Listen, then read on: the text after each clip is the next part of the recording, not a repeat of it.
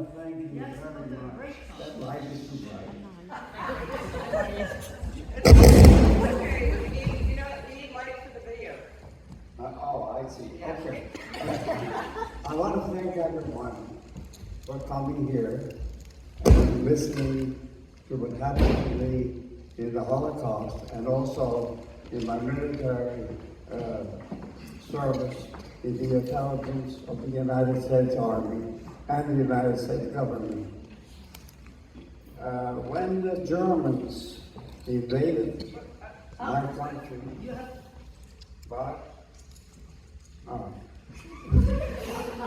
when the Germans invaded my country, the Netherlands, I was a 15-year-old high school student, minding my own business, and living with my parents, of course,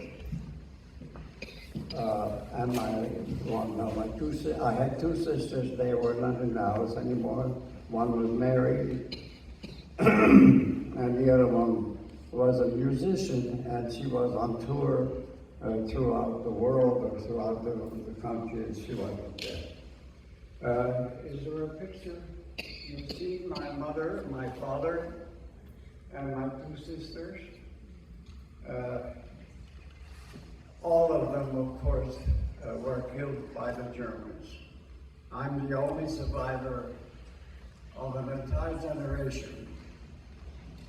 Anyway, I was 15 years old when all this started. And actually, the Germans did not start the Holocaust immediately. So, you said, they're not so bad. They're not doing anything. They were young soldiers. Their only interest was, to fight a war or to be occupy the country that they were in. So I had dance lessons before, and I wanted to dance with girls. So a few friends of mine decided to go to a dance hall, which we did. So one day we went into this dance hall, and there were a lot of people there, like a lot of people here. And there were a few German soldiers there. We said, they don't do anything. We won't do anything to them. And I had ordered some beer, and there was a little orchestra that was playing a little bit, or was starting to play.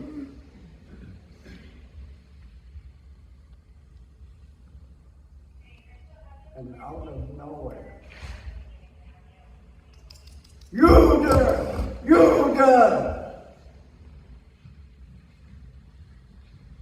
What's it?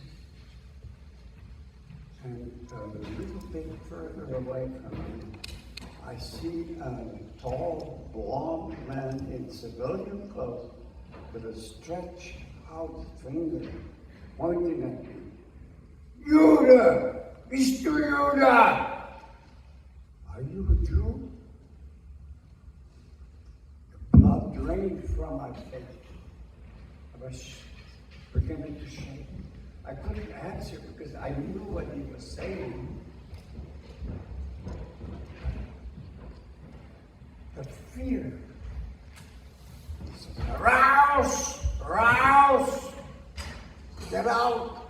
Get out!" And I'm trembling legs. My friends who were at the table with me, we left the dance hall. This, ladies and gentlemen, was the beginning of the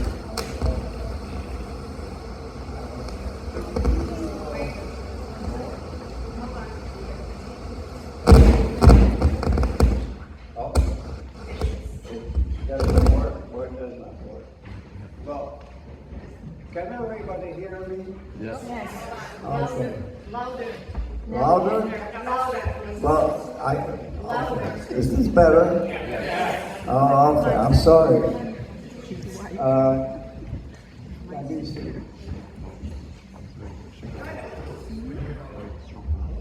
Okay, say Huh? You want me to go to dance hall? Yeah. What happened actually is, as the Germans invaded, a few days after they arrived in the city of Rotterdam, where I was born, they bombed the hell out of our city because they didn't receive the surrender papers, and we lost our home. My father had 7 stores. They were gone. I believe my parents were probably penniless, and the home that we lived in was absolutely destroyed, and as well as the center of the city was gone as well. We spent that night of the bombardment in the field, and I remember looking in the far distance and see the flames of the entire city, it was like a movie.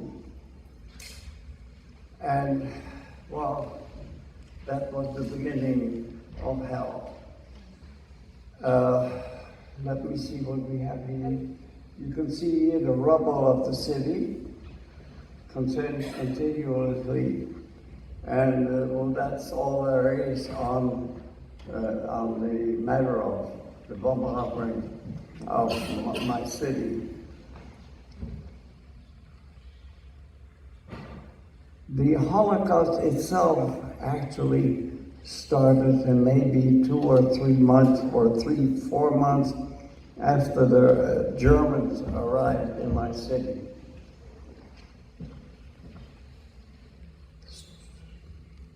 There were restrictions. First of all, we had to register as an ID card, and that ID card was immediately stamped with a big J.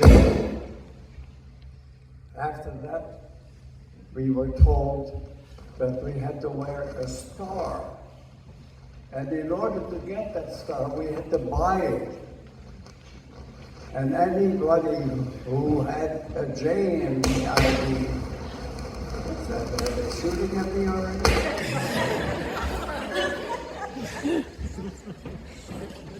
Anybody who had a J in the ID that they had to wear, and who did not wear a star would be plunged in jail. Louder. Maybe something wrong with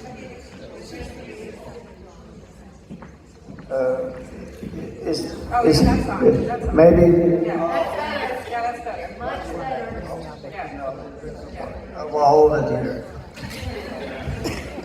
Don't shoot anymore.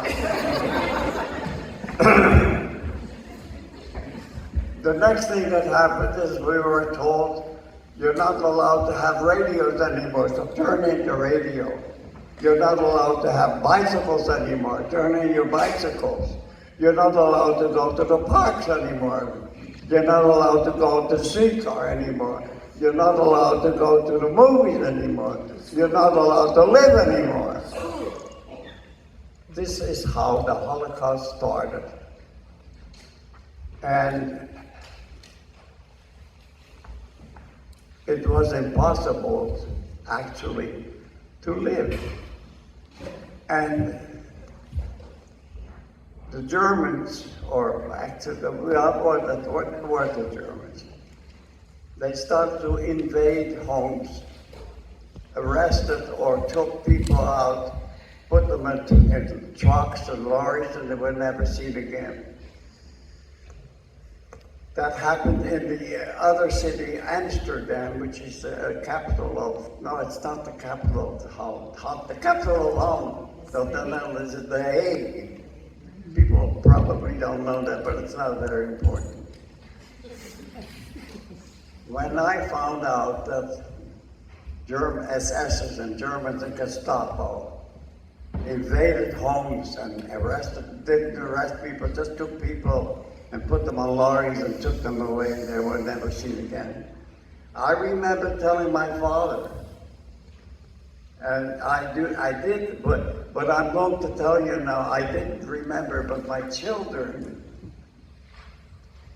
reminded me of the fact that I said to my father, if they ever come here, I will fight them until they are dead or I am dead. And I realized when I remembered this, that there was a certain spirit in me. And that spirit, I'm going to tell you how I used that spirit. Last thing, you went What into was hiding. it? You went into hiding. What did your father Okay, since it became almost impossible, and young people and old people were just picked up and sent away, I went into hiding. Now, hiding means that the Christian people, the non-Jewish people, opened their homes for us and said, come on, you know, it won't be very long, you know, so come in and hide, because the German, but you're hiding, the Germans can't do anything to you. Well, if I remember vaguely, I was in about 3 or 4 homes that I was hiding in, and they were betrayed, and I escaped. Now, if you read my story, you will hear that I had 10 escapes, which in itself is almost unbelievable, but I did.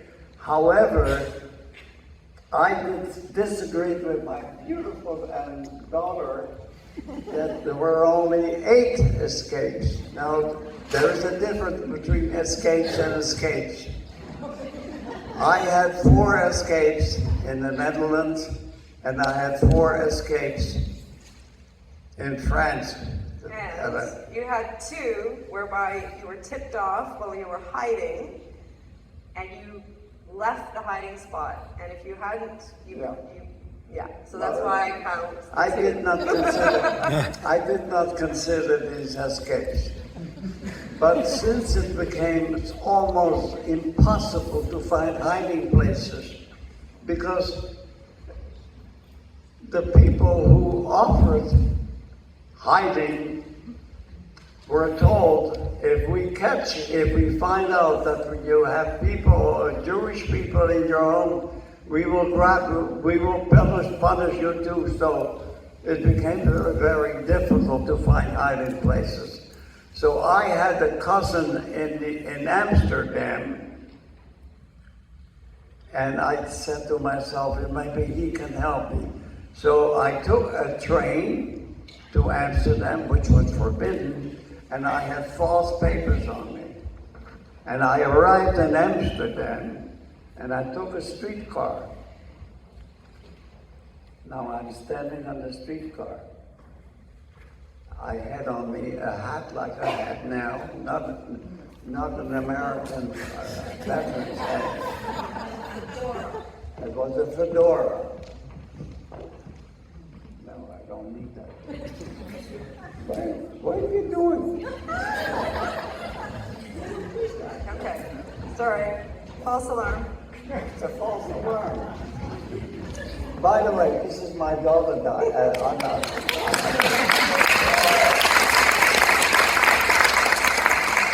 I cannot live without her because she does everything for me.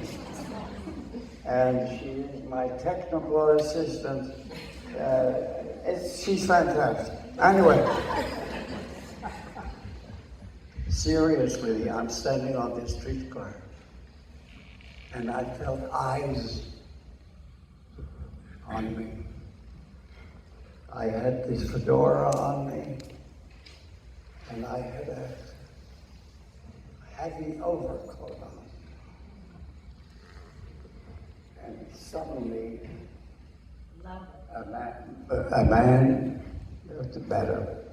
a man in a leather coat comes up to me and he's a Dutchman. And he says, "Give me your papers. Give me your ID." And I gave him my ID, and he looks at it. Now, between you and me, it was not easy to find out that it was a falsified paper, because they had no J on it, and I was not wearing a shirt. But he says, "Go with me." And he stopped the streetcar that I was on, grabbed me out, and now I'm walking with him in the street.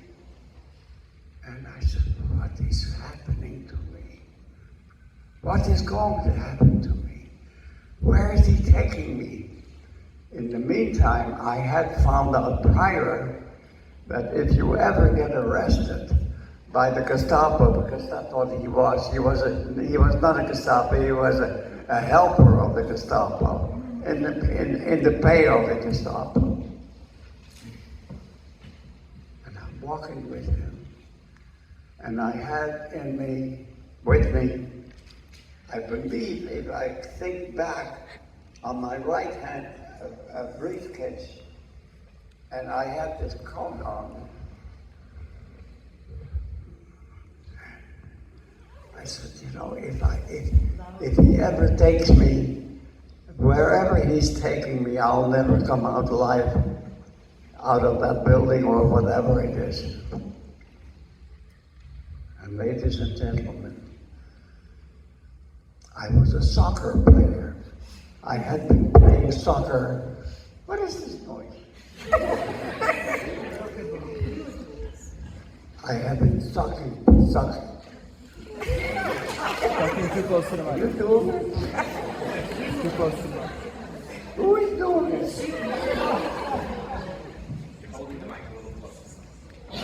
You guys need space. Is that Mike? Not further. Yeah. Perfect. Is that better? Yeah. Okay. Yeah. I'm not a very, anyway. Back to the very serious thing. I'm walking in the street with this Gestapo helper. And my legs were like steel, because I had been playing soccer for 5 years. So these strong legs were developed like steel. And not only that, but I was so fast in my reactions that nobody could ever catch up with me. And then I decided to run away. And what happened now, I'm going to explain to you, happened within 3 seconds.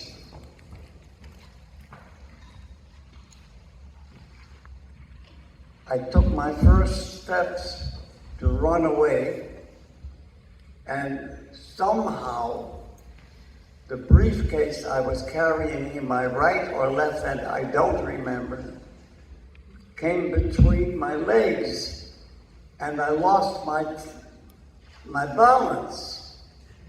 And as I lost my balance, I started to fall down. And he noticed that immediately, and his right hand shot out and grabbed me here on my left shoulder, which was battered because of the overcoat. Can you hear me? Yeah. Now, ladies, it's okay. And as this happened, I fell down, and as he held on to my overcoat, my coat slowly slipped off my shoulders like this. And I fell to the ground, and he fell on top of me. And as he fell on top of me, he still had his hand here, and I started to crawl away from out of my overcoat. And somehow my overcoat slipped to the left side, and both my legs were uncovered, when he saw that, he grabbed my left knee because I was crawling out, so I couldn't crawl anymore. And then my right leg shot out.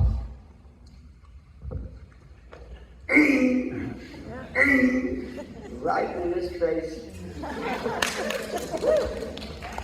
The blood spurted out, and he didn't move anymore. And then I ran away because I was free. Wow. And that was that was the first time that was the first escape that I don't know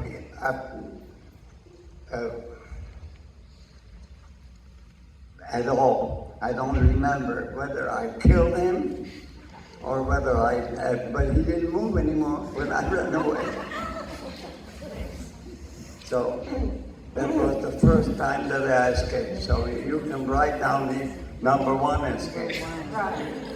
Number one. Dad. One. Oh, I can't see that. I cannot. You can't see it? Woke up with a gun to my head. Well, yeah, okay, that's coming. Yeah.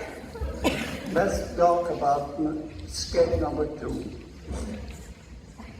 A few days or a few weeks, I don't remember, because remember, I was a 15-year-old boy. A few days after that incident, I was back in Rotterdam, and I was out of a hiding place. I did not know where to go anymore. I was in the street at night. It was dark. It was a blackout. There was no light anywhere. And there was also a curfew. The Germans decided that we had to be in our homes by 8 o'clock. And if you were found beyond 8 o'clock in the street, you were in big trouble. You probably ended up in jail or in a concentration camp. And here I am, not knowing where to go and what to do, close to 8 o'clock at night. Fortunately, when I looked around, I was near the house that we used to live in. Not the one that is bombed, but my parents, after the bombardment, they rented they rented an apartment that we lived in, and I had my own room there, and we were happy there until, of course, my father was called away in a camp, in a work camp. So the house was empty, and for you show is it there? Now, in order to get into the apartment, there was a very steep. Oh, but you gotta get there first. Who's talking?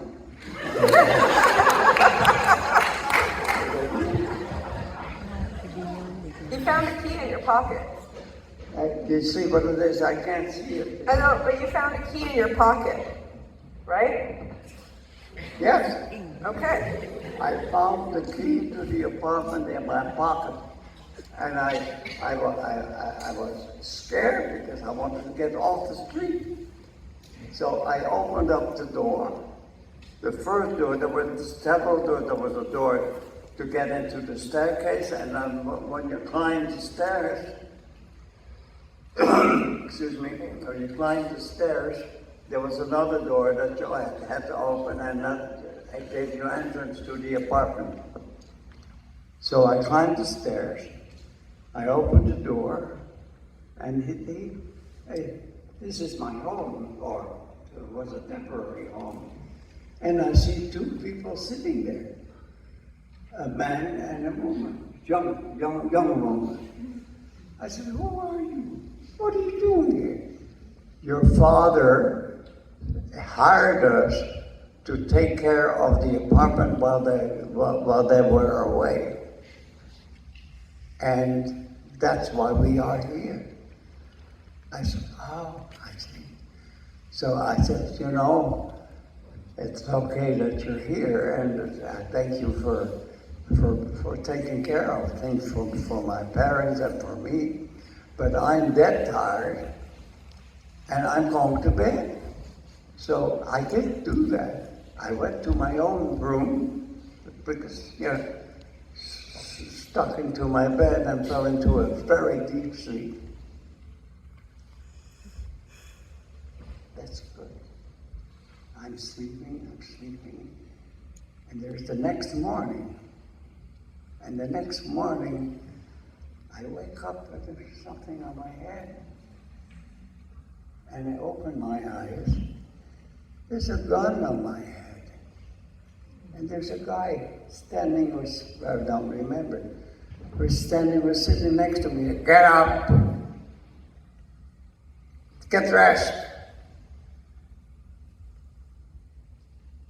Police, what is this? I get dressed. And of course I know this is again the Nazis. And what happened now is also again quite unbelievable, because this of course is a Nazi, and he didn't arrest me, he said, come with me, and he places me in front of the deep escalator, or staircase, and he's behind me. There it is. That's the actual place where this happened. And I took a jump. I jumped down 2, 3, 4, 5, 6 steps until I was on the bottom. And he was still standing there because he was an older me, was not as young as I was, a 16-year-old kid. I opened the door, and then there's another. You see this staircase there? They're concrete stairs. I jumped from the top all the way to the down. I landed on my hands. The hands were bloody. And then I started running away from that area, and there was a corner, and I turned the corner. When I turned the corner, that animal who had the gun on my head only arrived then. That's how fast I was. I found a space in a garden that was nearby. I hid underneath a bush for 4, 5, 6 hours. There were people in the building, and they said, well done, don't move, they're still there, they're looking for you. Until about 5 or 6 hours later, they said, you can go now. And that was escape number 2.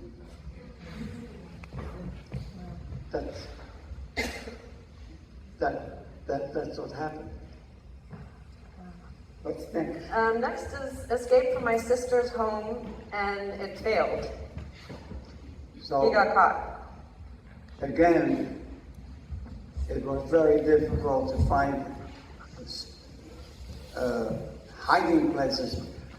Don't ask me where I was in the meantime. I was somewhere. And then I said, I knew where my sister lived, her married sister with 3 children and a husband. And I went there, and they said, oh, wonderful, wonderful. And there was a knock on the door, like that. And I knew it. I felt it. I said, they're after me again. Yes, they were. The door opened, and before they walked in, I jumped up. I ran through the living room, ran through the kitchen, opened the door. There was a little garden with a hedge There was a hedge at the end. That was the end of it. I jumped over the edge. There was a guy standing there to block to block me in the event of my escape. I jumped over the fence on top of him. He fell down backwards. I fell on top of him, but unfortunately, I sprained my ankle. I couldn't walk anymore. So I humped away, and then they started shooting at me. I heard, I didn't feel, but I heard the bullets passing me by. And they caught me. I couldn't walk anymore. They put handcuffs on me, like I was an international enemy of the States. I was 16 or a 17-year-old boy. I was put in jail. I was in jail that I didn't know, show the card here. I didn't know it until my daughter and I found this card. Way up there, maybe what, a year ago, 2 years ago? Yeah, like someone from the Netherlands contacted us and said, we found a box full of Nazi paraphernalia, like paperwork, and your name is on it. And they sent us the card, like screenshot. They have it on file, but they sent us. It's amazing. Yeah, and it basically placed everything in the storyline in terms of dates. So it gave us dates, which was amazing. So that's how we found out that I only stayed in jail for 4 days. And it said on the bottom here, tried to escape. That was the second time. About 4 days, the door of the jail opened up. We're sending you to Westerbork. Now, Westerbork was also a camp, but not a concentration camp, but a camp. How would I explain that? A holding camp. A what? Holding camp. Holding. A holding. Yeah, excellent. There was a holding place whereby people were kept in buildings, and after a while they were shipped away to the death camps, which now we all know what happened, of course.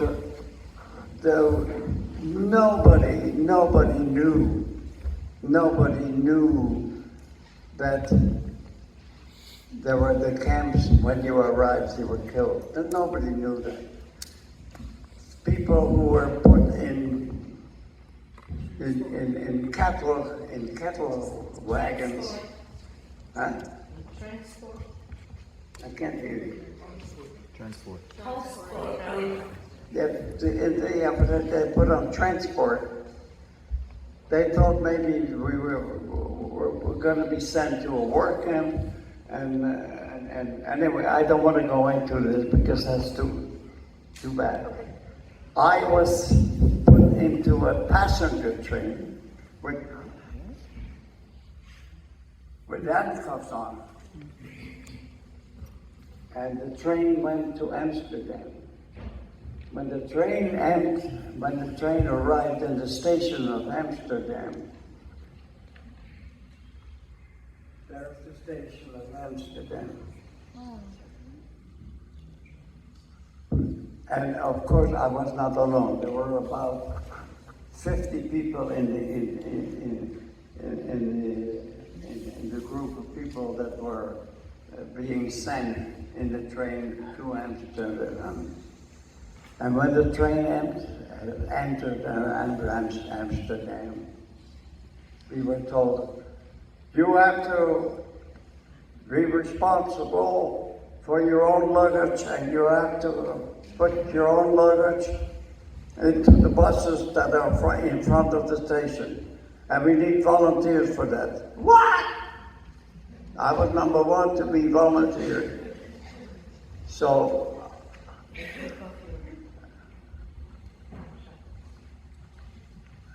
I picked up I will never forget this, because this incident that I'm going to tell you is a miracle, was a miracle of timing.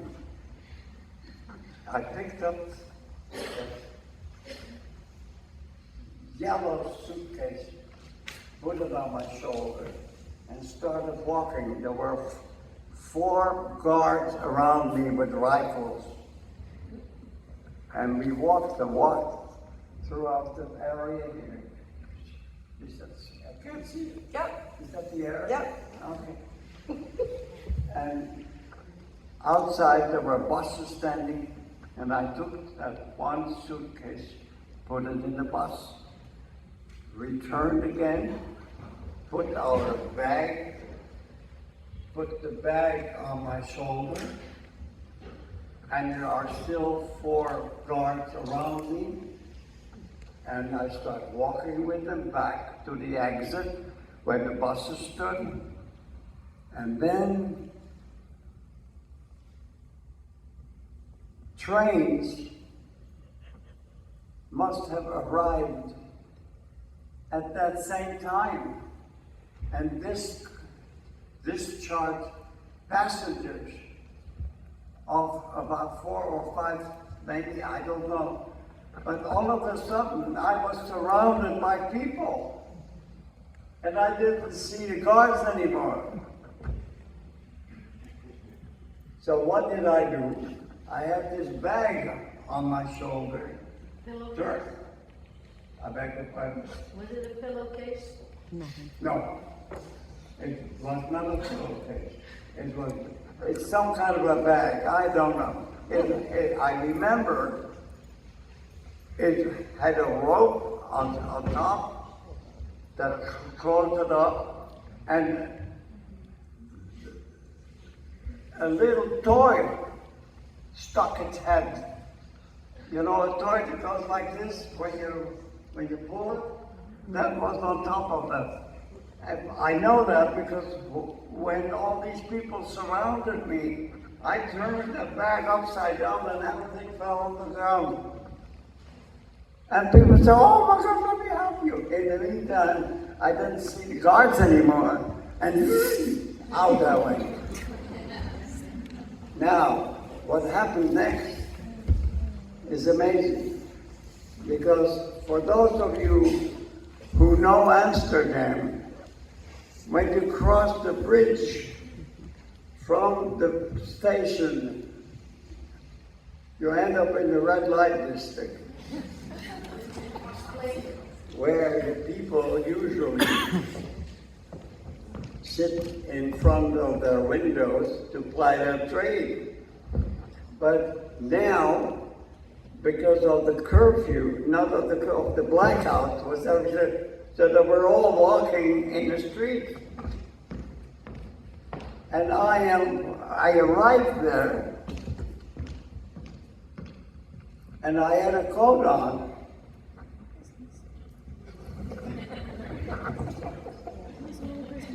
He wanted to do this, so.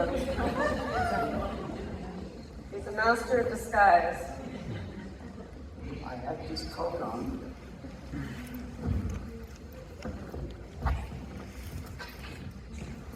And I am walking among these ladies. That's the night. And then you ask somebody. And I asked them, I asked them, can I borrow your kerchief? Yeah. So one of them gave me the kerchief. I put the kerchief around me, and I started walking around me. A good disguise. And then I said, can I help you? That was escape number 3.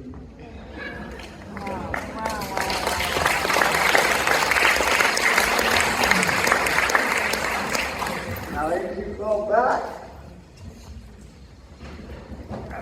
figure out the timing of this.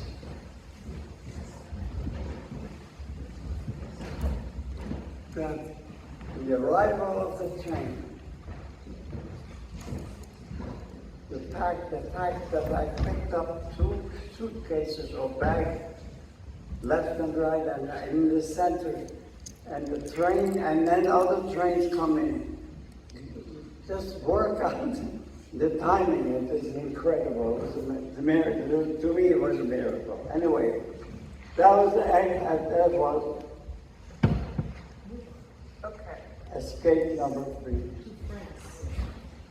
So now you're heading to.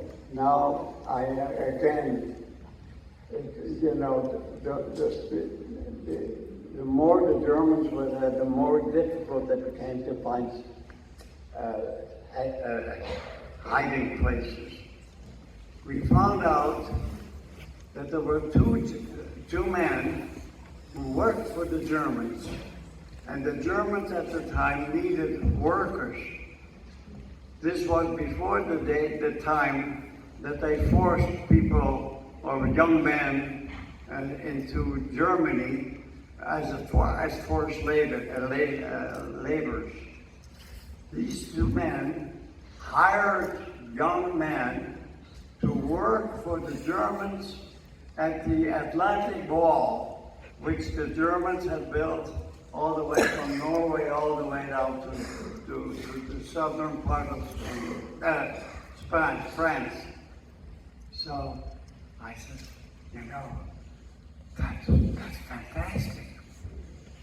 But I said, you know, do I dare go in there and find out more? Because it could be a trap. Because you never knew, at that time, you never knew what was going to happen. So I did go there, those 2 men. I said, you know, I would like to apply, and I would like to go and do that kind of work. They said, don't worry. We have a train going in 14 days. Make sure that you're coming there. And then, to make a long story short, I said, yes, I want to do that. That particular day, I went to the station. There was a train waiting, and those men that were standing there said, yeah, you go into this train there, or in this wagon, and you'll be okay. I entered that wagon, and it was full of German soldiers. Oh my God. They didn't say anything. The train started, and I crossed. This was also an impossibility because it was absolutely impossible to leave, to get out of the Netherlands. It was like a prison. You couldn't do the Gestapo and the SS, they were all over the place. You could not get out. And here I am sitting in this train, and it passes the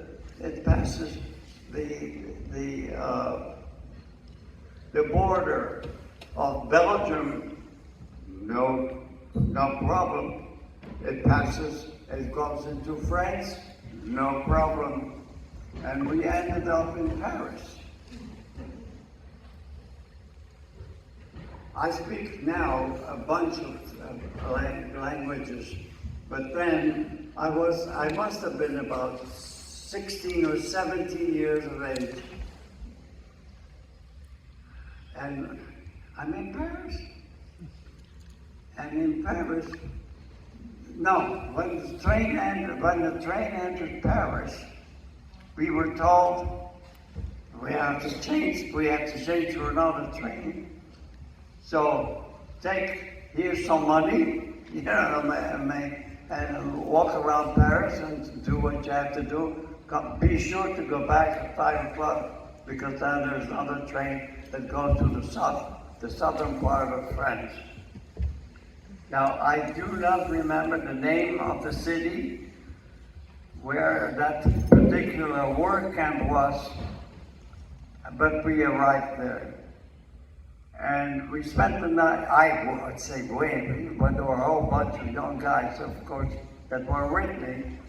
And anyway, we went, they gave us some food, and in the morning we woke up, and then there was an announcement.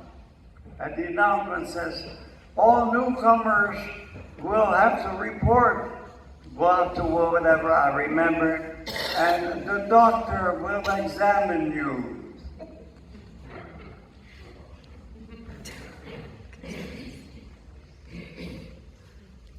I don't hear any reason. The doctor will examine you. The German doctor will examine you. Does anybody catch on? Or?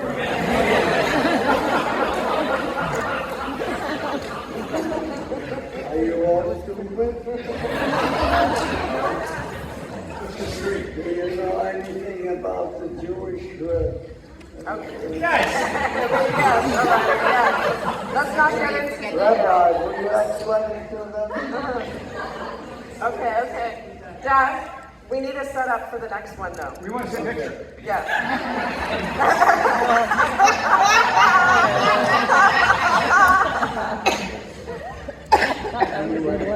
There was the time for me to escape again, and I get the hell out of them. So, Dad, look at the next one. This is the miracle. Well, okay. Next miracle. I mean, I have been told there is approximately an hour. In this hour, it is next to impossible to tell you all the things that happened to me and what I did. So I will talk about the next one. I will have to leave out all the details because details sometimes makes you understand what happened and how it happened. The next time was another miracle that happened to me in France.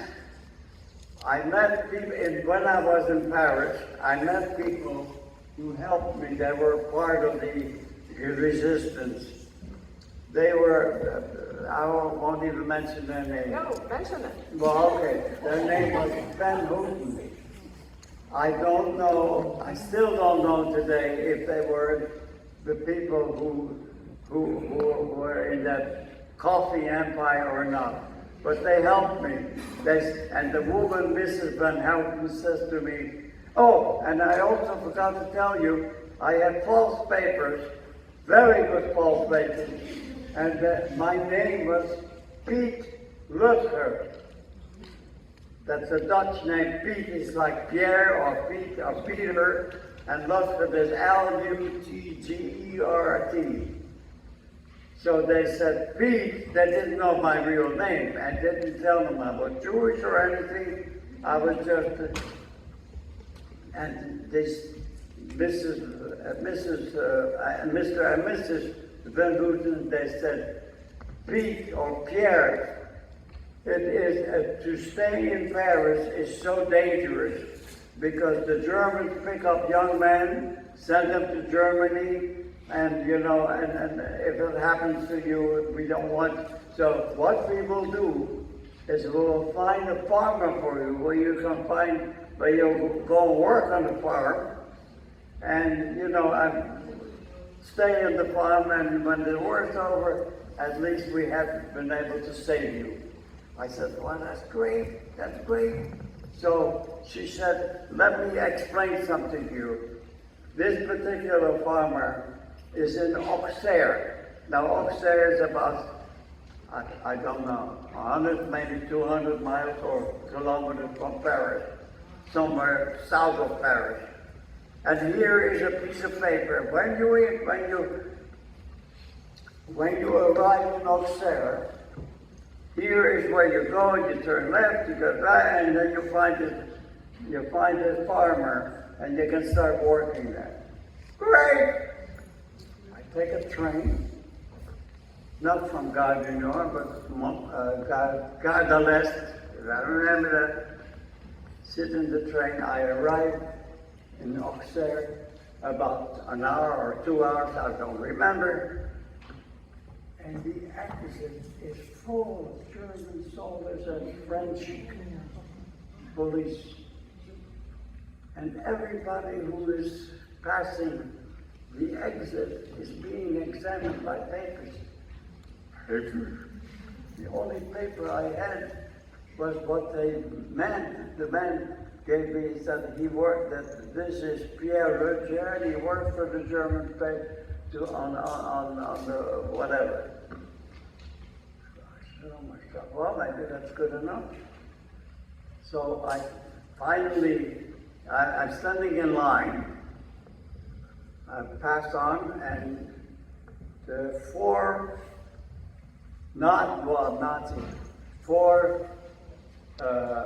French Gendarme.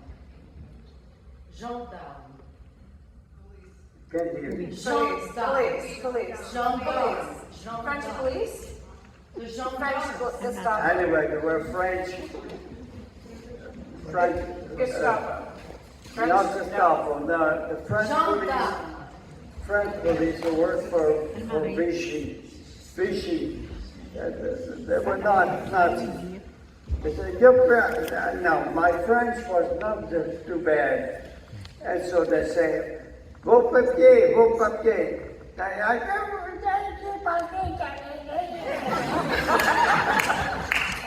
So the thing on my neck, he worked for the Germans. No good, yes, so, oh yeah. And there were also three or four Germans that, now the Germans have this flag here, which is military police in Germany. And I walk up to this German, and the little German, I said, you know, these idiots, they want to arrest me, but I work for you. And come on.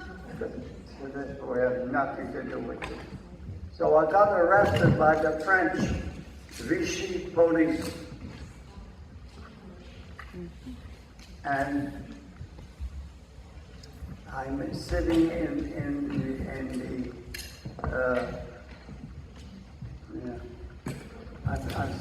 I'm being interrogated and accused of being a spy.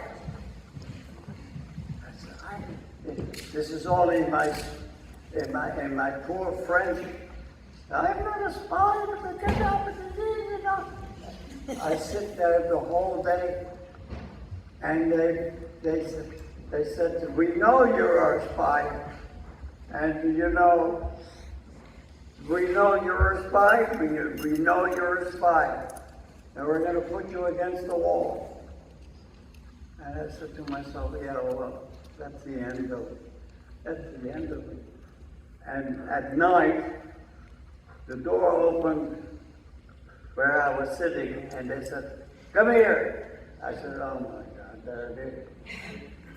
We're bringing you to the chief. Okay. So they grabbed me, and I enter another door, and here is this chief sitting in a very, very high type of a desk. He had a kepi on, and he had a yellow uniform. And he starts talking, and I forgot to tell you that I had a little suitcase with me, and in that suitcase was that drawing that Mrs. Van Houten said, how to find that Dutch farmer. Vous êtes un espion, for those who understanding French. You are a spy. Look, we know that. And on his desk were my little suitcase torn to pieces because they, you know. I'm not a spy, I'm an ordinary guy.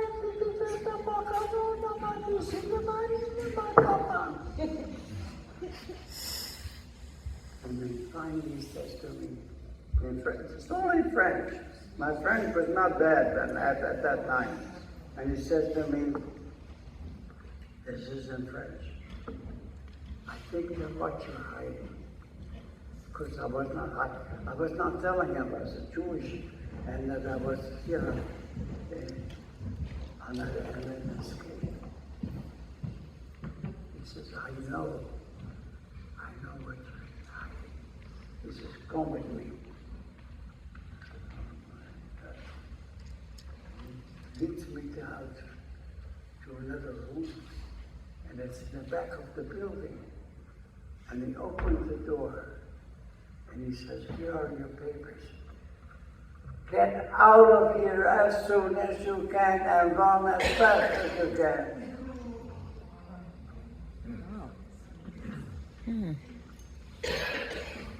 I still don't know today how he was possible as a Nazi or how he did it. But that was escape number 4.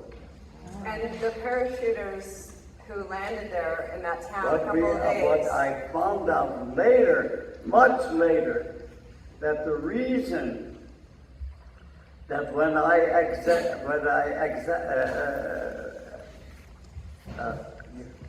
sometimes I can't find words. But that's because I'm 29 years old. When I exited, that's it. When I exited the station in Auxerre, the reason there were soldiers and the French police is because a few days before they had seen enemy or English or American parachuters coming down, and they were looking for them. And they thought really that I was one of them, and that's why I was arrested. I only found it out later. Dad, look what we have here. No, that comes later. No, it's now. Look. No, Yeah, that was in yeah, yeah. That's where we're going now. Oh, okay. After the miracle, I call it the miracle that happened in Auxerre. I went back to Paris, went back to the Van Houten family, told them what had happened, and they said, well, that's a miracle. That's a miracle what happened, that he let you go. He said, we have a new place for you in Pamphou-en-Brie, which is about 60 kilometers south or east of Paris. Somebody knows about Pamphou? No, not them. I went to Pamphou.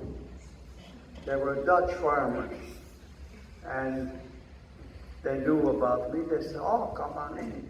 And I started working there. That particular farmer had connections with the police, and he says, and of course the only way they knew me was Pierre. I was Pierre, because I had the really falsified Dutch ID on me, with me, and so he said, Pierre, he says, I have connections with the police. We can go to Montreux, and we can get you an official laissez-passer, meaning an official authorization for you to work as a farmer in France. I said, well, that's fantastic. So we went to Montreux, we went to the police, and the police, what did I do? Oh, you're not going to punish me. Ooh. No.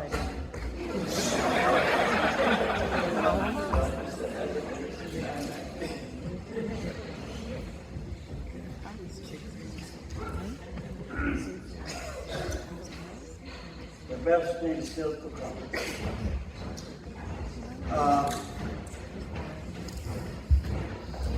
I got my laissez-passer, as you can see here, that's authorized, and as you can see, my name is Pierre Luger.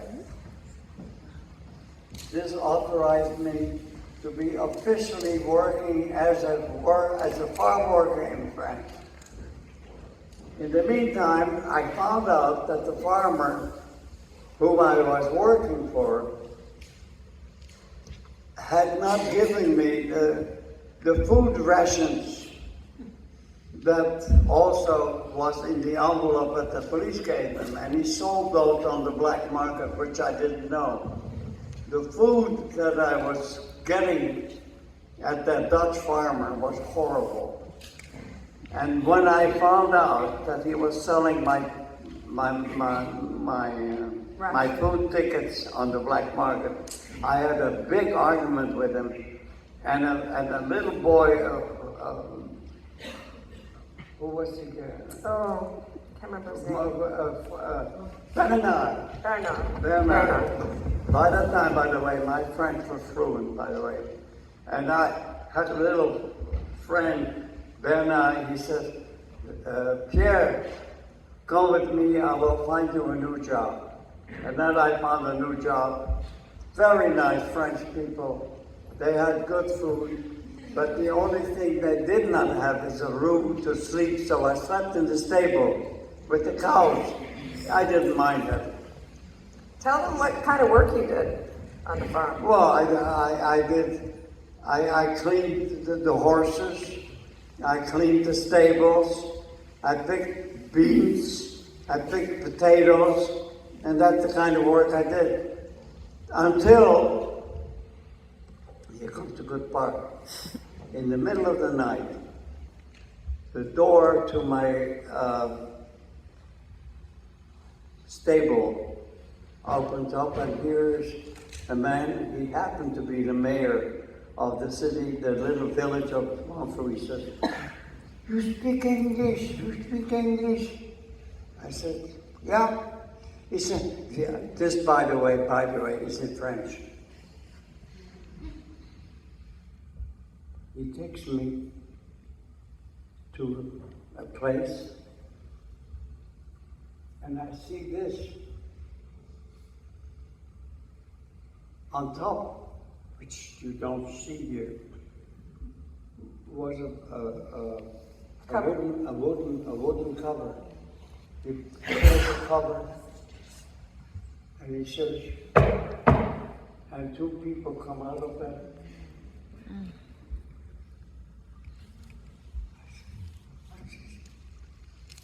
And the man with the beard, he starts talking French to me, and I understand immediately the American accent. And I already spoke English quite well, which I had learned I don't even remember, but I know. And I started speaking English. This man explained to me, he says, our organization was betrayed. We had an organization throughout France that did sabotage for the Germans, and also we picked up, shot down British soldiers to send them back to England to fight again. He says, we are absolutely isolated here and we need help. Can you help us? Now, at the time, I had absolutely no idea who he was or what he was, but I was so happy to hear an American accent, because that story comes later, that anything American was like God, like honey, like the best, like nothing like it. And I started working for that man. Who was this man? He was the commander of the OSS, Office of Strategic Services, American Spy Organization.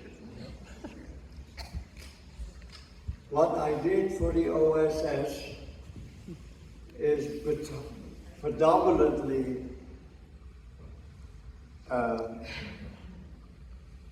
delivering? No? Crystal radio. No, not yet. Hold on. Delivering packages. No, No? I did not do, I did communications and locations. Now, locations meant that I had to find out where the Germans or the enemy operated and lived, which the information went back to the commander, and which I only found out later would be the assassination of those people. So I was involved with assassination, but never assassination itself. And location, meaning I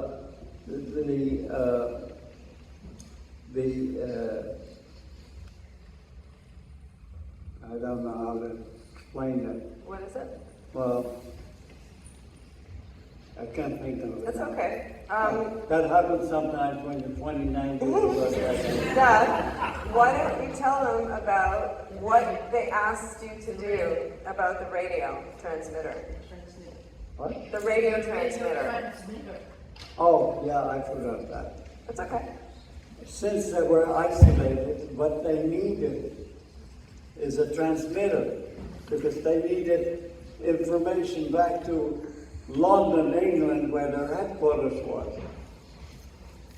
So I was asked, and I did find people in Paris. No, I first found a teacher, and he said, my son will help you, he knows what to do. And the son gave me a crystal radio. Now, if you know about crystal radio, a crystal radio only receives sounds from a transmitter, cannot send anything. So when I got that crystal radio, which is only that big, I had it hiding, and I was many times on a bus from Paris to Pamplona, back and forth, and I was lucky that there was never any searches that were going on. So when I found that crystal radio, God, Jesus. They were able to reconnect. No, the crystal radio, if you know anything, I learned about it, only receives radio waves, cannot send it. So it was absolutely no use for it. To make a long story short, I met another teacher who said his son was able to convert an actual radio into a transmitter, which if your technician knows how to do it. And that particular transmission had to be coming back to Pamplona, which is deadly. Well, I smuggled that transmitter case. Yeah, it's right here. Well, in some time, something into a bread delivery throughout Paris. We had 4 workers helping us. We had 3 or 4 safe houses where we traveled on. Difficult to explain. It's okay. You know what? You basically smuggled it in the bread basket and brought it back to Pamplona. And I finally was able to get that transmitter back to. I never told you the name of the commander. It was Claude. I didn't know his last name. That was the commander of the OSS. OSS, by the way, was the American spy organization. They had, there were about 13,000 people throughout the world, all over the world. Very well-known people were members, all secret, totally secret. OSS was not even, nobody knew about the OSS. I worked for the OSS, but I didn't know it was the OSS. Okay. I found that Were out. they able to read reestablish their communication? Yeah. Were What? they able to reestablish their communication? Okay, next up Okay, is what happened on the farm. okay. Now, the commander of the OSS has a radio. And I said, well, let's use it. He says, no. He says, we cannot use that until about a month after, because the Germans have means to pick up radio waves with the loop that they have around. So he says, if we open up the transmitter to London to get instructions and to re-establish a connection, he says, the Germans will be here in no time. They will find out. So that they had the transmitter, but it couldn't be used.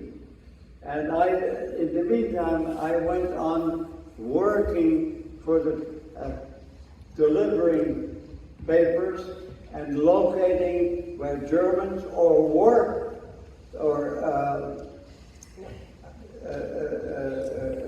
people who were working with the Germans. They were eventually, I believe they were all killed because I pointed out where they were working or where they were living. Yes, madam. Okay. Oh. Yeah. So, can we talk about the raid on the farm? The raid on the farm. Claude, my commander of the OSS, was the Germans were looking for them. And that's why he was hiding in that wall, in that well. To make you understand how this was working, if you can imagine a well is like a hole like this, right? But what had happened, or where he lived, was a cutout like this that was livable.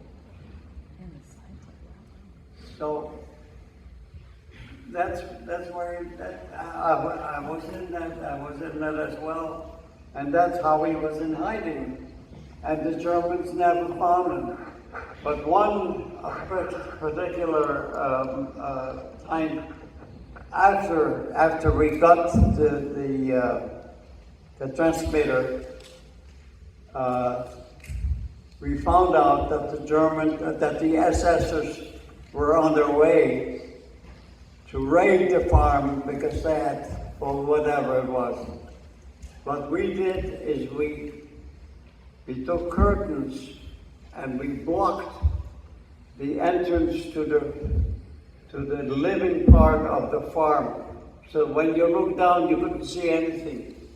The Germans came in the middle of the night, and and I was sleeping in the stable.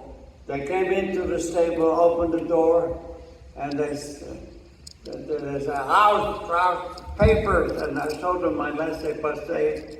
And then when I came out of the stable, I mean, it looked like the whole German army was in front of me. And of course, we were lucky, but they never were able to find Claude. A month later, Claude came to me, Claude told me, he said, we finally have re-established contact with London and they're calling me back. I said, oh my God, what are you going to do? He said, well, we need people to transport me to the place where the plane is going to be. A plane is going to land, and that's how I get back to London. So, okay. A couple of days or later, a week later, he had commandeered about 30 to 40 resistance fighters, French resistance fighters, because we had to transport Claude from the well to the place where the plane, to the place where the to the place where the plane was landing. Okay, which we did. We arrived in some, I don't remember where. I was, of course, with Claude. He insisted that I come with him. We waited, I think, about a week or so, and nothing happened. No plane showed up. Again, later I found out that those plane sorties will only happen when there is movement. That is why later these operations were called moonlight, moon whatever. One particular night, when the moon was right, we heard, or I heard, but basically, I heard the drone of an airplane. The airplane came closer and closer, and the first time in my life I saw an airplane landing in front of me. But its propellers never stopped, and of course this was the pickup that Claude needed to go back, to fly back to London. The plane stopped, props still going. There was well, you can see it, there it is. It's not a big plane. This is a Lysander, which was used by the British MI4 to go regular places at regular time to either supply the resistance with food or arms, or pick up agents, secret agents like Cloud. Where is it going? Okay, What happened? Doug, What gotta happened? do a long story short. I'll make a long story short. As the plane stopped, you see that thing in the back opened up?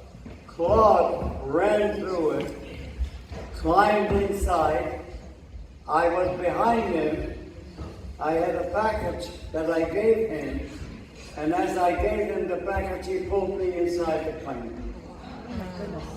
And that was the end of my Holocaust.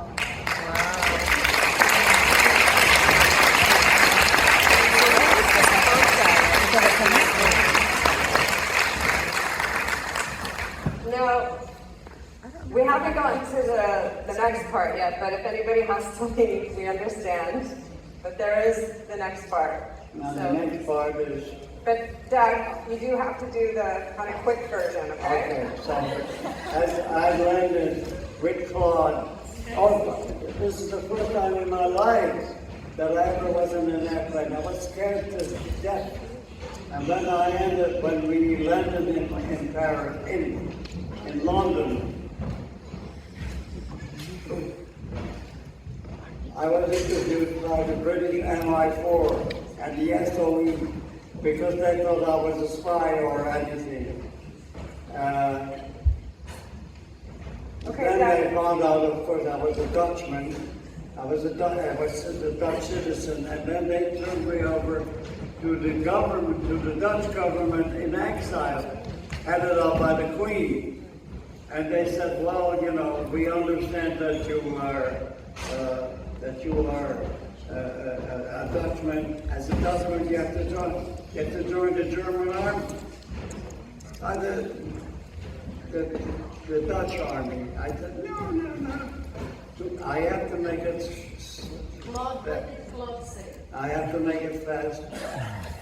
Ooh, and Claude,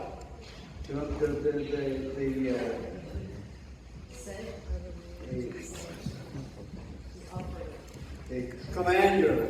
Yeah, sorry, that happens when you're 29. The Claude, the commander of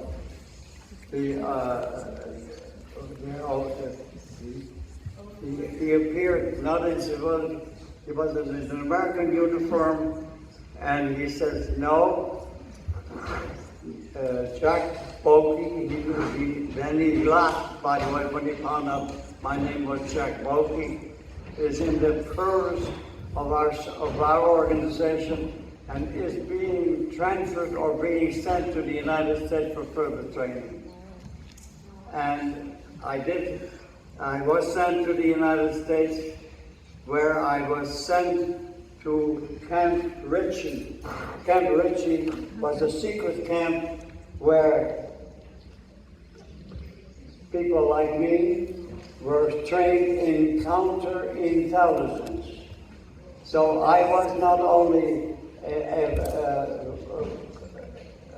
expert or working as what we then called offensive intelligence.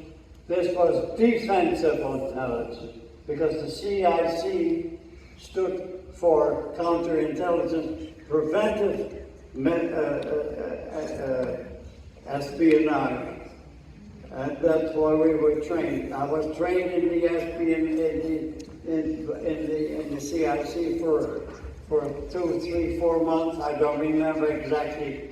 When they found out they needed air reconnaissance, I was sent to Punta Gorda, where I was trained as a pilot. And But this one's basic training first. Huh? Basic training first, and then you went to whatever. Training in the CIC. This is my credential photo of the CIC. By the way, CIC stands for counterintelligence. We didn't call it the way Christ, I'm confused.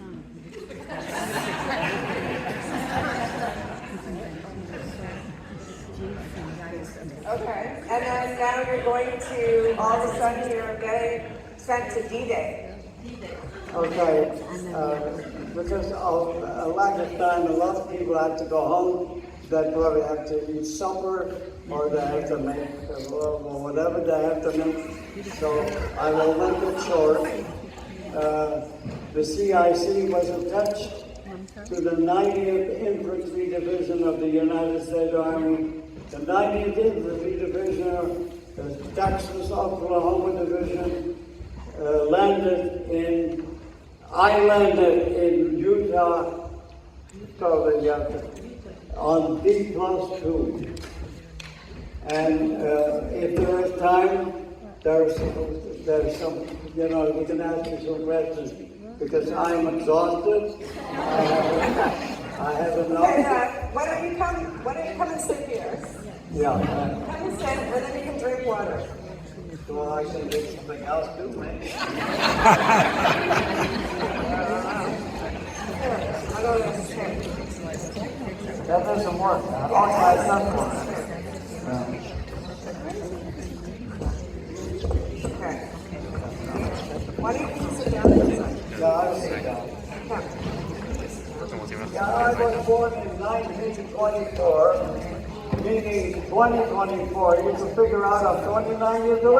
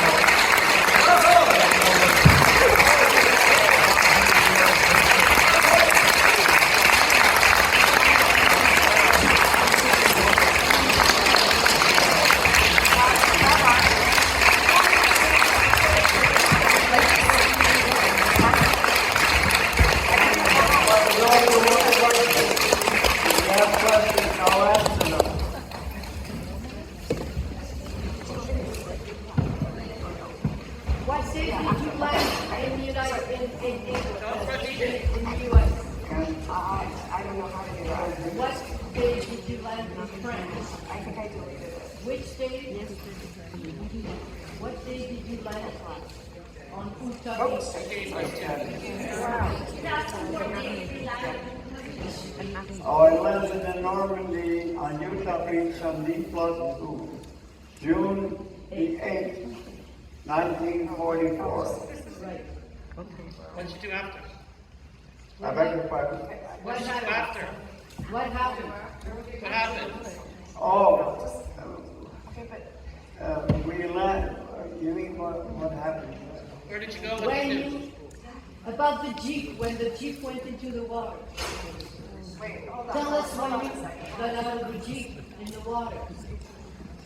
We landed. We were in an LST, which is a landing ship tank. We had about 12 tanks in front of us, and we the 90s,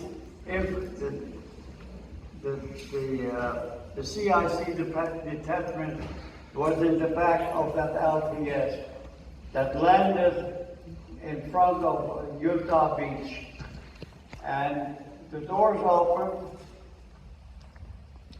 The 7 or 8 tanks that were in front of us went in the water, and we were down a ramp and into the water. That's how we landed. Now, I also forgot to tell you that I'm a very lucky guy. If you go back with all these escapes, you know, there's another bomb now.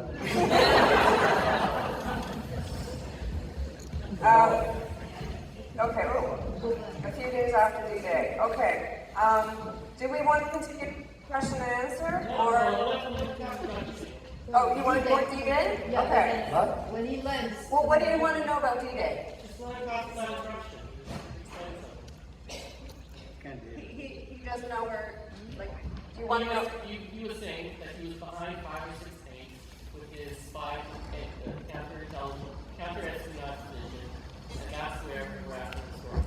Okay, so they want to know, once you landed, and then you were in the rear, and then you traveled through. Tell them what you did. Tell them what you did. What the CIC did after landing. That's not very difficult to explain. The CIC counterintelligence. The first thing we did when a city that's in France, okay? In Germany it was different, but in France, after we landed, we went into a village that was liberated, and the first thing we did, we cut all the communication lines. There was no more telephone, there was no more telegraph, and we also had our MPs occupy the post office. So there was no more communication with anyone. And we also went to the mayor and said, now who is a Nazi here, who worked with the Germans, who was in favor of the Germans, and he pointed them out and we immediately arrested him. That's what we did. Basically, shortly after D-Day. Thank you.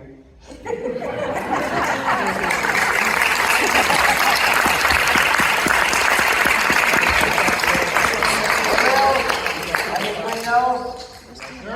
Thank you. If there were more time, I could talk to you about missions that we had. There was a mission that will open your mouth called mission. A mission is mince meat. There was There was a mission that was paperclip. There was a mission that fooled Hitler. There was Fortuna, where we had a rubber army in Pas-de-Calais, which, okay, so I can talk to you about that, but there is no more time. What about this man? Wait. What about what? The man on the picture that couldn't stand up anymore after he was interrogated. He couldn't stand. Oh, he was oh, you mean the war criminal? Yeah. How did you find out? I interrogated the 4 of them, because I found them out in a camp that I was, after the war, I was sent to a POW camp. And the POW camp, what happened, it was full of soldiers and a separate camp of SSers. Now, in the SSers, there were many. Now, what war criminals did is they took off their uniform and hid and acted like they were ordinary soldiers. What they did not know that we knew is that all SSers had an SS mark under their arm. And if you look at the pictures here, when I mass interrogated all these soldiers, the first thing I said, did anybody ever belong to the Gestapo?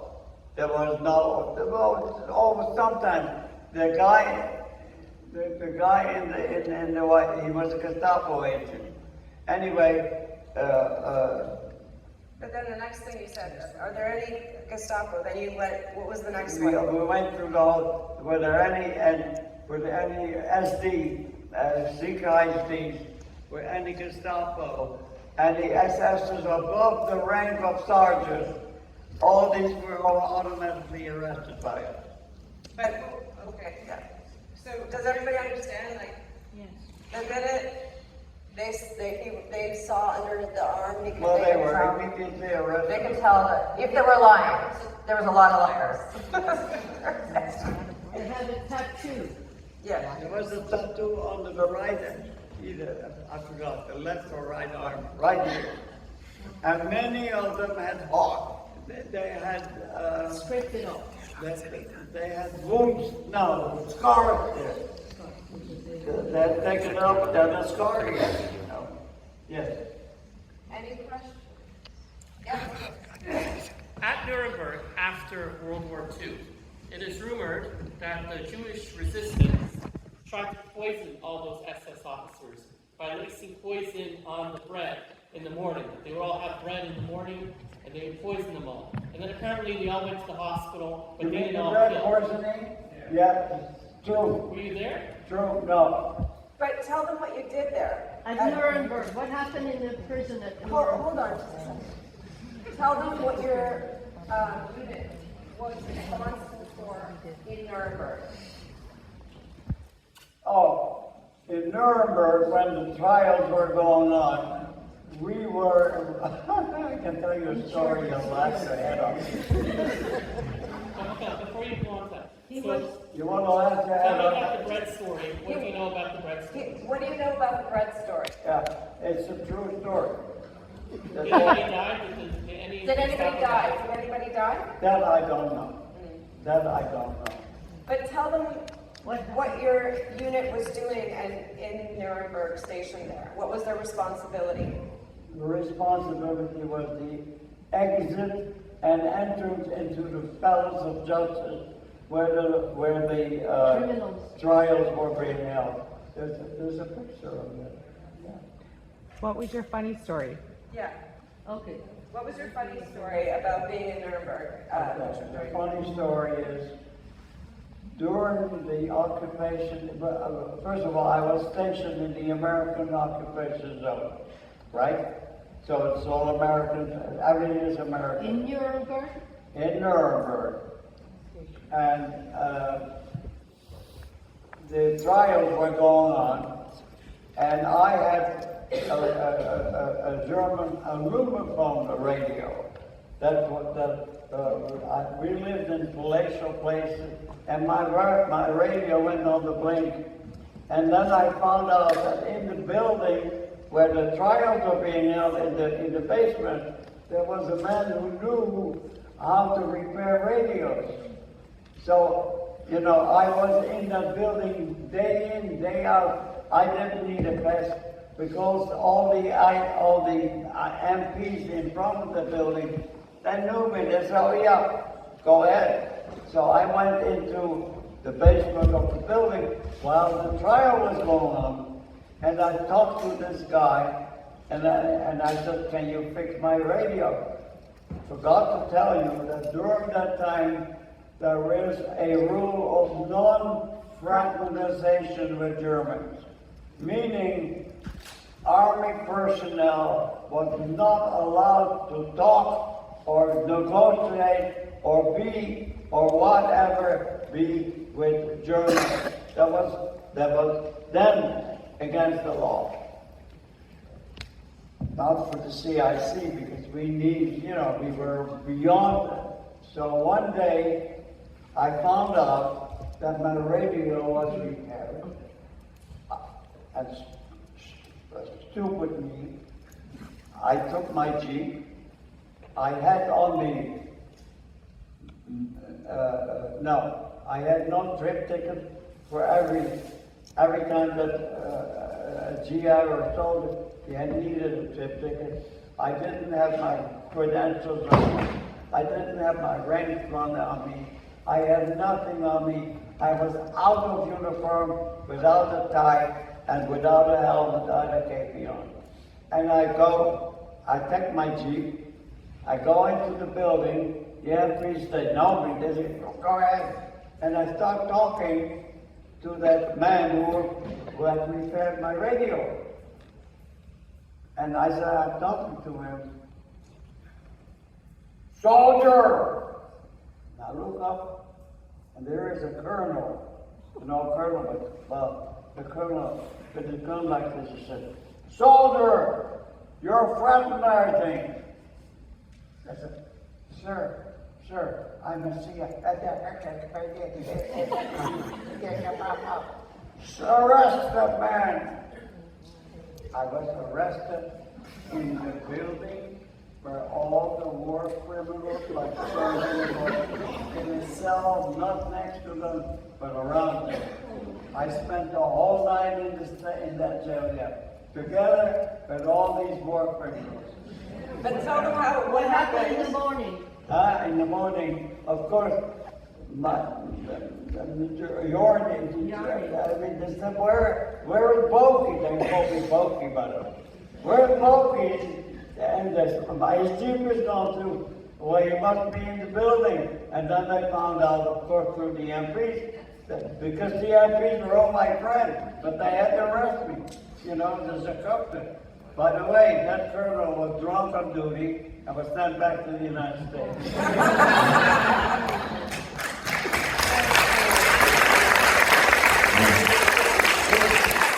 Good story.